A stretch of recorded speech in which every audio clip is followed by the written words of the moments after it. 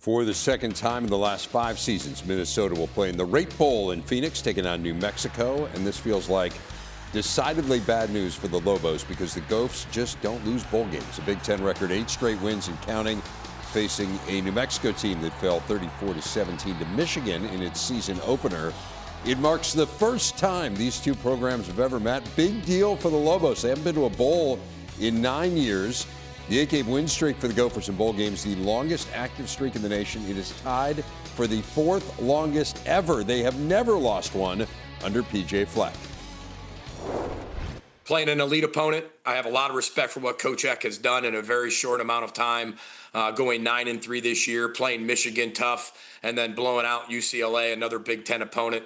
I know they had a historic season, so congratulations to New Mexico and Coach Eck on a fantastic season. So we look forward to finding a way to be 1-0. I think we have a very unique way of preparing for bowl games. I think our kids really want to be in them. They enjoy playing football. They love football, and that's why I love coaching our players.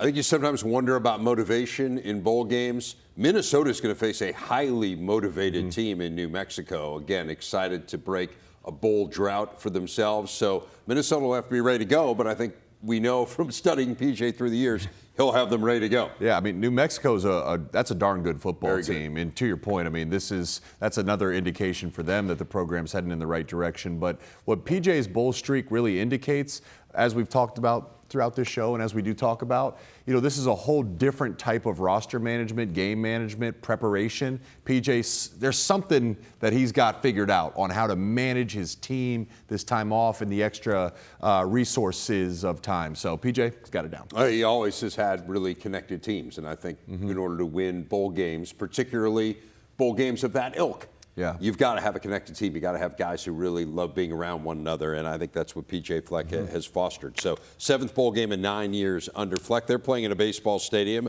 Another bowl game in a baseball stadium is the one at Yankee Stadium for Penn State.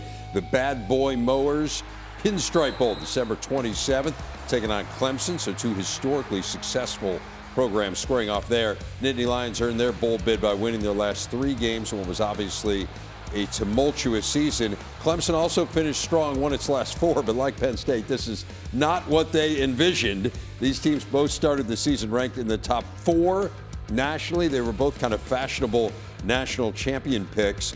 For all the success that both have had through the years and the many postseason appearances they've had, it's just the second time they've ever played. Tigers won a Citrus Bowl meeting in the 1980s.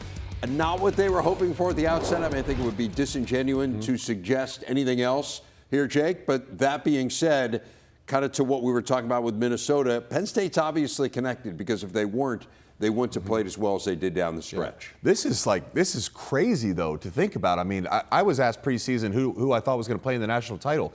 This was my matchup, and I know I wasn't alone in that. I mean, this is literally was your matchup? Crazy. Yes. Oh, my God. Yes. Okay. And here they are. And, yeah, exactly that. I mean, what Penn State, they finished strong. They played for one another. And just as we've talked about with a number of these teams, I feel like we've watched Katron Allen and Nicholas Singleton grow up as a veteran. Some of these players for Penn State, we've seen them, the final send-off. It's true for Clemson. They're going to want it as well, but it'll be a fun game.